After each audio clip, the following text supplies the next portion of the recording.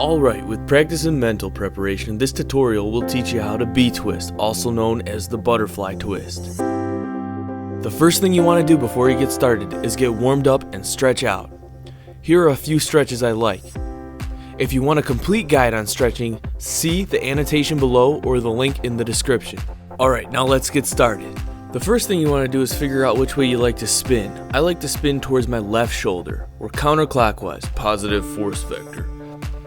If you choose to spin towards your right arm, use opposite arms and legs as described in this tutorial. For beginners, regarding the B-twist, it often gets confusing deciding which leg to jump and which leg to kick with. So for spinning towards the left shoulder or counterclockwise, you're gonna be jumping off of your left leg and kicking back with your right leg. It's actually the same jumping and kicking leg if you were to do a corkscrew or gainer. However, the kick isn't in the front, it's in the back. However, you do not need the corkscrew or gainer as a prereq for the B-twist. It's just a good example to help explain things. Alright, now that we got our direction figured out, let's break down the motion and how to do the B-twist. The first thing that's a big part of this move is the dip. Basically what the dip is doing is making it so that you can jump up and still keep your body horizontal, as well as aid in momentum for rotation. So starting with the dip, you want to bend down on the side that you're not jumping off of. So for me, that's the side of my right leg. Then, when we reach around the bottom, you want to plant your left foot, not straight like your right foot, but to the side, going towards the motion of your B-twist. So your feet should be almost perpendicular to each other. Then you want to bring your upper body through the middle, past the other leg to almost behind you before you jump.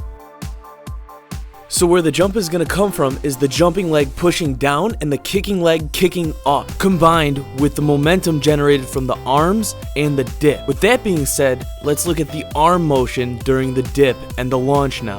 Start with your arms to the side of the kicking leg. Then as you dip, bring your arms through. Now when you jump, you bring your arms up, adding to your jump, increasing your height.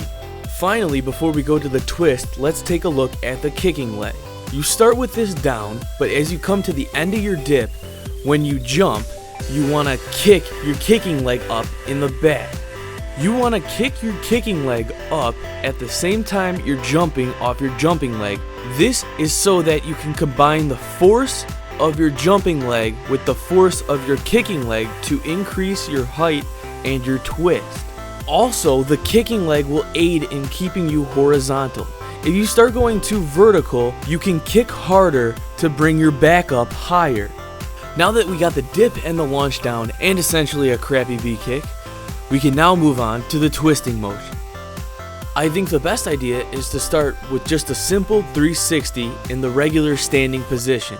Get used to doing this. Take note that when you twist, you are really using a lot of the upper body to generate torque. My arms start out wide and then crunch in to increase the speed of the twist. This same concept is going to be applied when we go horizontal. Alright, now we're going to take this 360 and we're going to add it into our B-twist setup, but without going completely horizontal.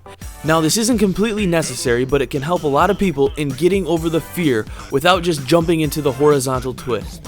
What you want to focus on by doing this is using the upper body and the arms to generate torque for your twist.